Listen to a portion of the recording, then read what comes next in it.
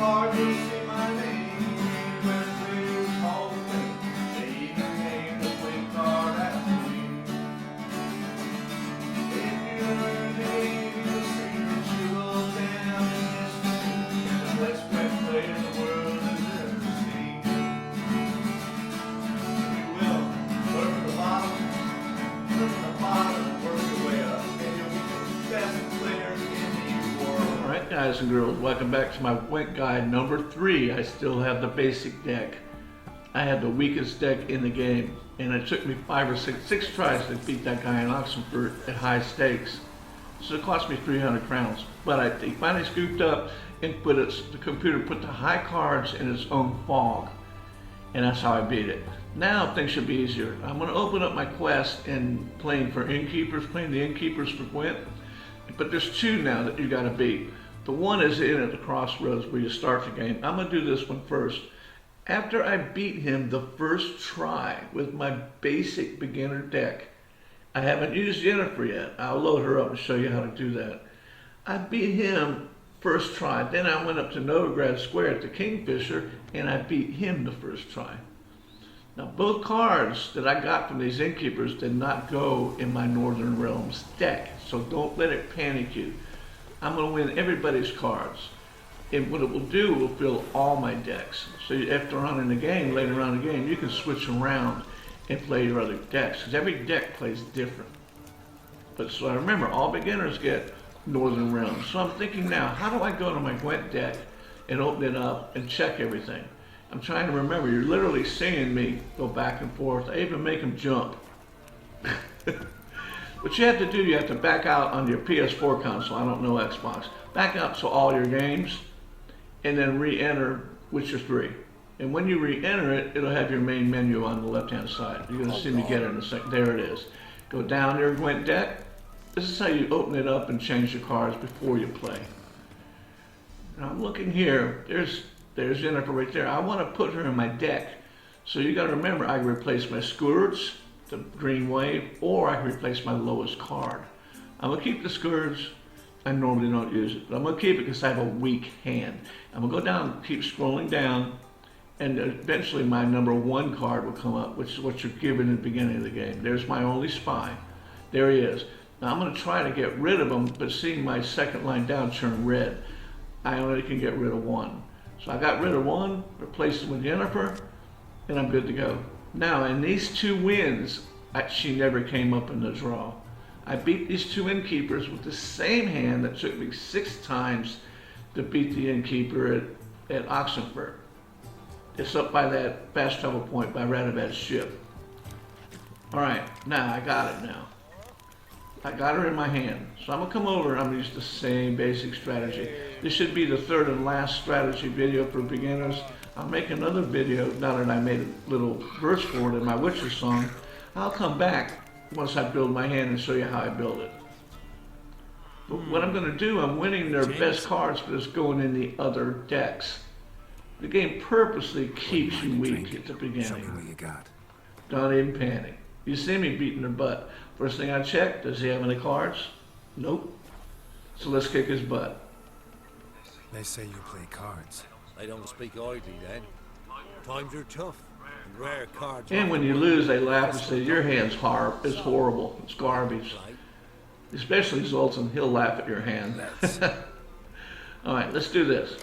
Same strategy. Now I've got no, I must have 2 of them, but I just saw them right now, so I don't use it. If I see it, only when I need it, with the computer beats my butt, I'll use it. Now I'm checking my hand. 2 catapults, so I need to replace 2 cards. That hand's weak, only 1 horn. There it is. Boom, I need that. And that switched to 5, so I gained 1 point and a reinforcement horn. I have 3 reinforcement horns in my basic deck, beginner deck, and I have 1 spy. Remember, if I told you the last videos, if you saw them. Alright, so I'll start out my low cards. Simple strategy. And now see, the computer just screwed up. It just killed a single card. And that's what you wanted to do. It didn't wait till I had an entire row of cards and put my highest card and takes it. That's what that does. It takes your highest card. Now, I still can't take that spy with a decoy, and I'm crying for a decoy. But remember, I'm a beginner.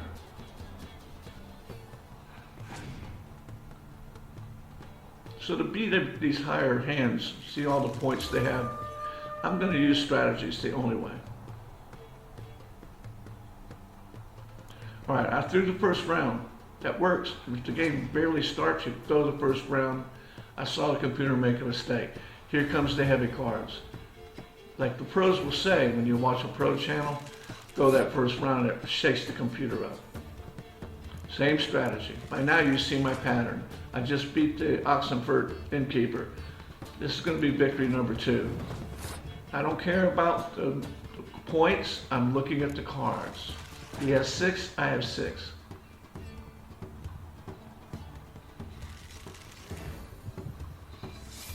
Now, Nilfgaardian Empire uses a lot of low cards. They get them in unison. So I personally don't like that deck. But if you build up your Northern Realms deck so good, you can play the entire game with it. But I'll explain all that as we get along. I'll make another video. It won't be right away because I've got to build the deck. And I got a lot of monsters to kill before I do. So he's beating me. He's got one more card.